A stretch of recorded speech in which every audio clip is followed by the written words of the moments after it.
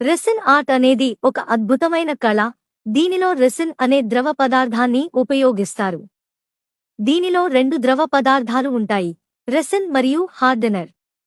వీటిని సరైన నిష్పత్తిలో కలిపినప్పుడు ఒక రసాయన ప్రక్రియ జరిగి ఆ ద్రవం గట్టిపడి ఒక ప్లాస్టిక్ లాంటి పదార్థంగా మారుతుంది. ఇది పూర్తిగా ఎండిన తర్వాత గ్లాస్ లాగా మెరుస్తూ మన్నికగా ఉంటుంది.